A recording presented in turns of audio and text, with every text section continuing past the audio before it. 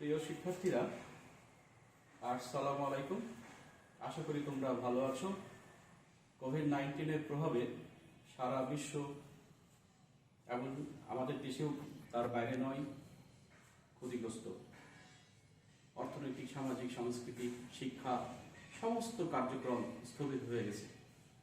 তো তোমরা যাতে ক্ষতিগ্রস্ত না হও, তোমাদের লেখাপড়া কন্টিনিউ চালানোর জন্য গণপ্রজাতন্ত্রী বাংলাদেশ সরকার অনলাইন ক্লাস নেওয়ার জন্য আমাদের নির্দেশনা দান করেছে। আমরা তারই ধারাবাহিকতায় দৌলতপুর সরকারি পাইলট মডেল মাধ্যমিক বিদ্যালয়ের পক্ষ থেকে আমি মোহাম্মদ তোবারক হোসেন তোমাদের অনলাইন ক্লাস নেওয়ার জন্য হাজির হয়েছি। আশা করি তোমরা এই ক্লাসে অনেক উপকৃত হবে। তো বন্ধুরা, আজকে আমরা ক্লাস 7-এর ইংলিশ সেকেন্ড পেপারের আর্টিকেলের উপরে আমরা আজকে আলোচনা করব। প্রথমেই আমি 3টা সেন্টেন্স তোমাদের বোর্ডে দিচ্ছি, তোমরা লক্ষ্য করো। 3টা সেন্টেন্স লিখবো আমি।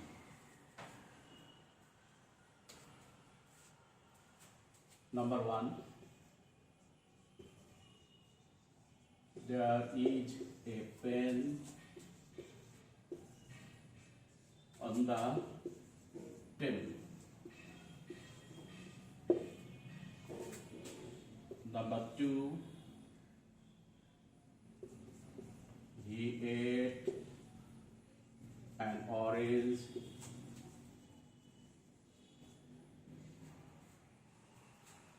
Number 3, put the book on the table.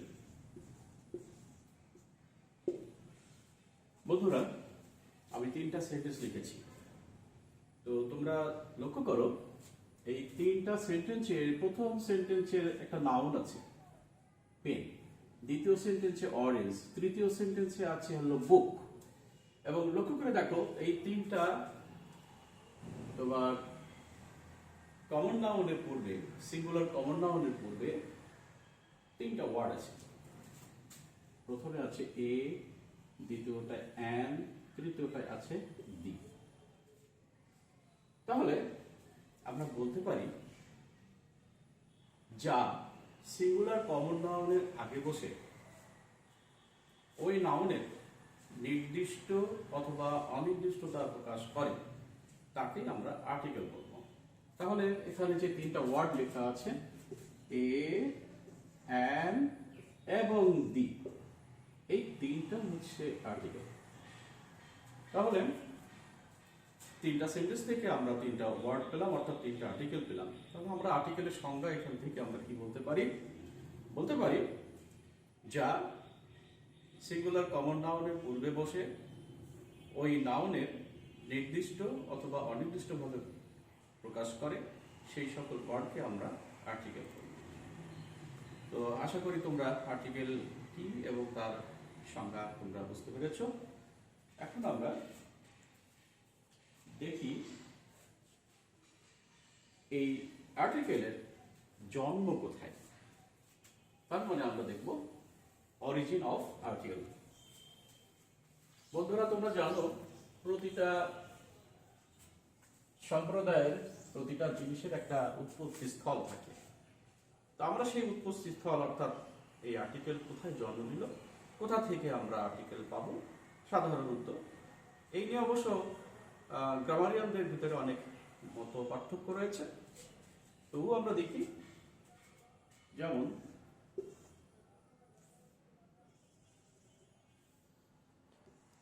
আমরা কি লিখেছি 1, এই 1 থেকে সৃষ্টি হবে অ্যান এবং তার থেকে সৃষ্টি হবে কি এ। সিমিলারলি দ্যাট থেকে সৃষ্টি হলো দি। তাহলে আমরা এখানে দেখতে পাচ্ছি যে এর উৎপত্তি হলো অ্যান থেকে এবং অ্যান এর উৎপত্তি হচ্ছে 1 থেকে। একইভাবে দি এর উৎপত্তি হলো দ্যাট থেকে। আমরা পেলাম অরিজিন অফ আর্টিকেল, আমরা জেনে নিলাম। আশা করি তোমরা অনেক উপকৃত হয়েছ এবং আর কখনোই ভুল হবে না বলে আমি মনে রাখি, আশা রাখি তোমাদের প্রতি। তো এখন আমরা দেখি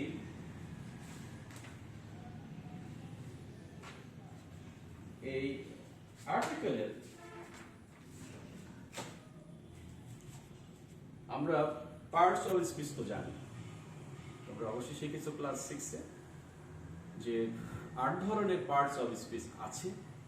এই আর্টিকেল অর্থাৎ এ, এন এবং দি কোন পার্টস অফ স্পিচের আওতাভুক্ত হতে পারে আমরা সেটা একটু দেখে নেব।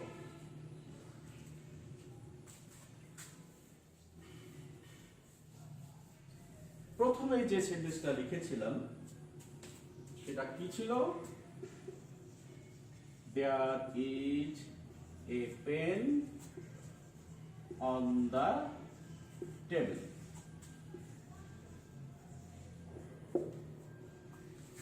টেবিলের উপর কতটা কলম আছে? একটি কলম। তো একটি কলম, তাহলে এখানে একটা সংখ্যা নির্দেশ করছে। সংখ্যা নির্দেশ যে ওয়ার্ড দিয়ে করা হয় তার বৈশিষ্ট্যটা কি আসলো? সংখ্যা নির্দেশ করলে সেটা হয় সাধারণত আমরা জানি অ্যাডজেক্টিভ। দোষ, গুণ, সংখ্যা, পরিমাণ, অবস্থা প্রকাশ করলে সেই ওয়ার্ডকে আমরা অ্যাডজেক্টিভ হিসাবে বলে থাকি। তাহলে আমাদের এ অ্যাডজেক্টিভ হিসাবে আমরা পাচ্ছি। একইভাবে আমরা অ্যান এবং দিকেও অ্যাডজেক্টিভ রূপে বলতে পারি, কিন্তু এখানেও আমাদের মত পার্থক্য রয়েছে। কারণ আমরা জানি যে অ্যাডজেক্টিভ বলতেই তার কম্পারিজন আছে, কম্পারিজন অফ অ্যাডজেক্টিভ পাওয়া যায়, অর্থাৎ পজিটিভ, কম্পারেটিভ এবং সুপারলেটিভ ফর্ম আমরা পেয়ে থাকি যদি অ্যাডজেক্টিভ হয়েই থাকে। তো তাহলে আর্টিকেলের এমন কিন্তু কম্পারিজন অফ অ্যাডজেক্টিভ পাবো না আমরা। একটু তোমাদের এক্সাম্পল দিয়ে দেখাচ্ছি। যেমন দেখো, আমরা যদি বলি positive form, comparative form, superlative form. মনে করো একটা অ্যাডজেক্টিভ লিখলাম ওল্ড, এটা নিঃসন্দেহে একটা অ্যাডজেক্টিভ। এখন এই ওল্ডকে যদি আমরা কম্পারেটিভ করি তাহলে কি দাঁড়ায়? Older, oldest. তাহলে আমরা অ্যাডজেক্টিভই যদি হয় তাহলে তার কম্পারিজন অফ অ্যাডজেক্টিভ আমরা পাচ্ছি। কিন্তু এ যদি অ্যাডজেক্টিভ হয়েই থাকে তাহলে আমরা সেটাকে দেখি যে কম্পারিজন অফ অ্যাডজেক্টিভ হয় কি? এ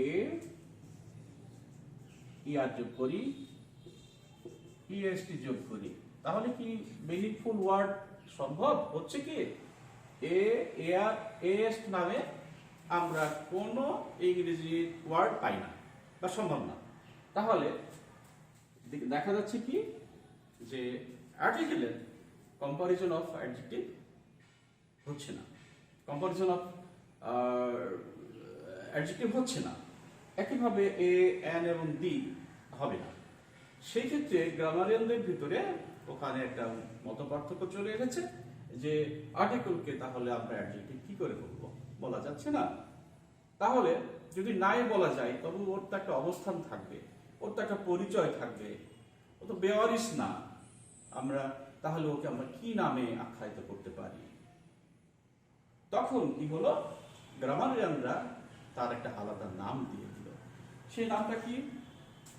সেই নামটা হচ্ছে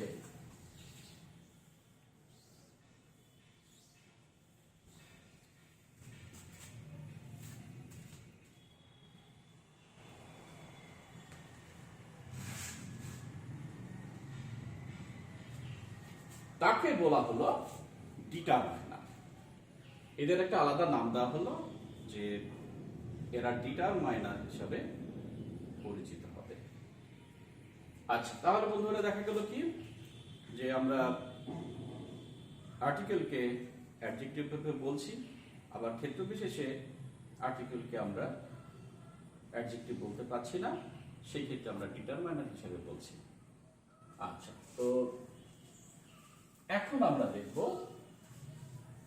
আর্টিকেলের শ্রেণীবিন্যাস, that is the classification of adjective. Adjective কত প্রকার এবং কি কি, সরি আর্টিকেল কত প্রকার এবং কি কি। তো article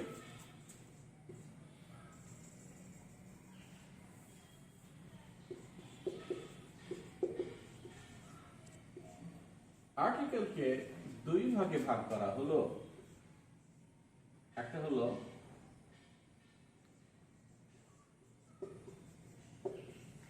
definite article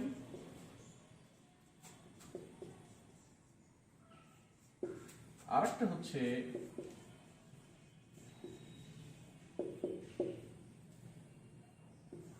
indefinite article. নির্দিষ্টতা জ্ঞাপক পদাশ্রিত নির্দেশক, অনির্দিষ্টতা জ্ঞাপক পদাশ্রিত নির্দেশক। পদাশ্রিত নির্দেশক কেন বললাম? আর্টিকেলের আমরা জানি তার বাংলা হচ্ছে পদাশ্রিত নির্দেশক। তো আমরা প্রথমেই ইনডিফিনিটটা নিয়ে কথা বলব। ইনডিফিনিট আর্টিকেল কাকে বলে এবং তার সংজ্ঞা এবং বৈশিষ্ট্যটা কি? দেখো, ইনডিফিনিট শব্দের অর্থ হলো অনির্দিষ্ট।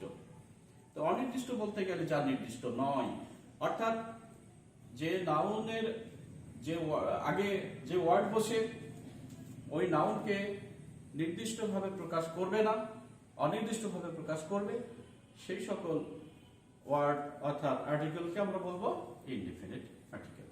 এর ভিতরে কি কি পড়ে? এ এবং এন, এই দুটো ইনডিফিনিট আর্টিকেলের আওতাভুক্ত হবে। আমি দুটো সেন্টেন্স লিখে তোমাদের বোঝানোর চেষ্টা করছি। যেমন দেখো, প্রথম সেন্টেন্সটা আমরা কি লিখেছি, আবার আমরা লিখব, there is a pen on the table. ওই প্রথমে আমরা যে সেন্টেন্সটা লিখেছিলাম সেটাই তোমাদের আবারও দেখাচ্ছি।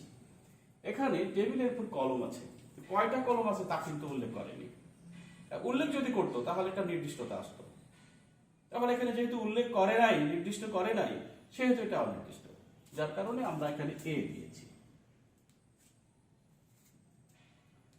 আচ্ছা, একইভাবে আমরা এন এর ব্যবহারও তাই বলতে পারি। যেমন হি এট অ্যান অরেঞ্জ, এইটা আমরা সেকেন্ড টাইমে লিখেছিলাম। তাহলে সে সে কমলা খেয়েছিল। তাহলে কয়টা কমলা খেয়েছিল তা কিন্তু এখানে উল্লেখ নেই। তাহলে এখানে অনির্দিষ্টতা জ্ঞাপন করেছে কি? এন নামে একটা আর্টিকেল, যার কারণে আমরা এ এবং এন কে অনির্দিষ্ট অর্থাৎ ইনডিফিনিট আর্টিকেল আমরা বলছি। এবার আমরা দেখি ডেফিনিট আর্টিকেল।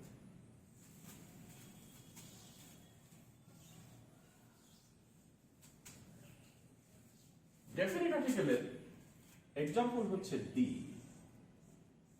দি দিয়ে নির্দিষ্টতা জ্ঞাপন করে, অর্থাৎ টিটা, খানা খানি, গোলাগুলি গুলো, বাংলাতে যদি আমরা একটু বলি।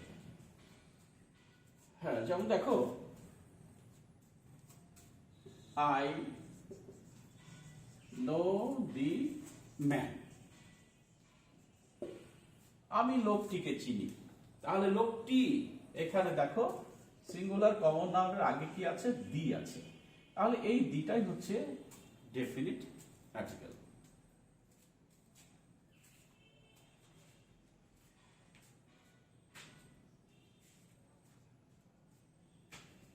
তো বন্ধুরা, তাহলে আমরা পার্ট 1-এ আমরা এই পর্যন্তই রাখবো। আমরা পার্ট 2-এ আমরা আর্টিকেলের বিস্তারিত ব্যবহার আছে এবং তোমাদের সিলেবাসে জিরো আর্টিকেল নামে একটা কথা আছে, অর্থাৎ আর্টিকেল কোথায় বসবে না সেখানে আমাদের ক্রস দেওয়ার নির্দেশনা আছে। তো সেই আলোচনাগুলো আমরা পরবর্তী পাঠে দেখব। তো তাহলে আজকে আমরা কি কি শিখলাম? আমরা দেখলাম আর্টিকেল কি, অর্থাৎ সংজ্ঞাও দেখলাম, তারপরে আর্টিকেল কোন পার্টস অফ স্পিচের আওতাভুক্ত, আর কি দেখলাম? অরিজিন অফ আর্টিকেল, আর দেখলাম ক্লাসিফিকেশন অফ আর্টিকেল। এইগুলো আমরা আজকে তোমাদের লেসনের আওতাভুক্ত ছিল, আমরা দেখলাম। এখন তোমাদের হোমওয়ার্ক দেব। তো এগুলো বাড়িতে করে আসবে। আমি তোমাদের হোমওয়ার্ক দিচ্ছি।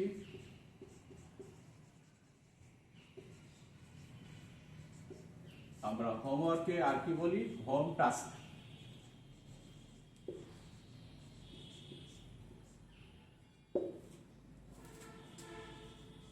Use article. Number 1.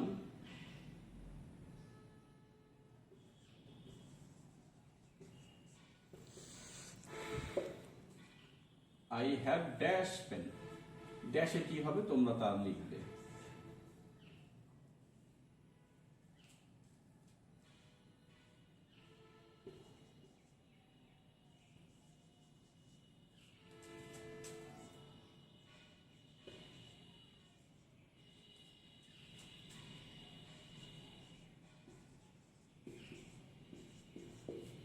We saw dash bird on the tree.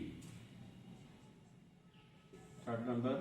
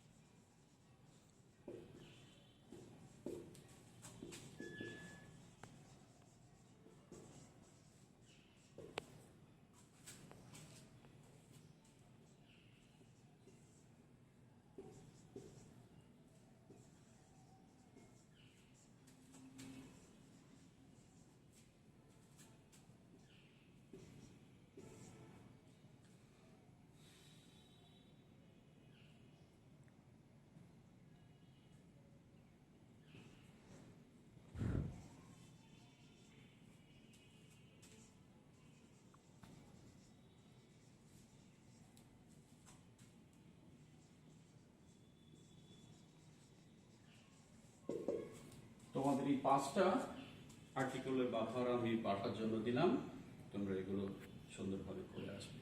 আমরা আগামীকাল তোমাদের কার কি হলো কিনা তোমাদের বাড়ির কাজটা আমি চেক করে দেখব। তো সুপ্রিয় শিক্ষার্থী, আশা করি তোমরা ভালো থাকবে। আর একটা মনে রেখো, কোভিড-19-এর যে দুর্যোগ, যে প্রাকৃতিক দুর্যোগ, যে বৈশ্বিক সমস্যা সৃষ্টি হয়েছে, এর জন্য তোমরা প্রত্যেকেই মাস্ক ব্যবহার করবে, তোমরা হ্যান্ড স্যানিটাইজার ব্যবহার করবে, সেই সাথে তোমাদের বাড়ির যারা অন্যান্য সদস্যবৃন্দ যারা আছে তাদেরকেও এইগুলো ব্যবহার করার জন্য তোমরা উৎসাহিত করবে। আর যাকে বলা হয় স্টে অ্যাট হোম, তোমরা এই পদ্ধতিটা অনুসরণ করে চলবে। তোমরা ভালো থাকো, সুস্থ থাকো, সুখে থাকো, এই কামনা করে আজকের মতো অনলাইন ক্লাস আমি শেষ ঘোষণা করছি।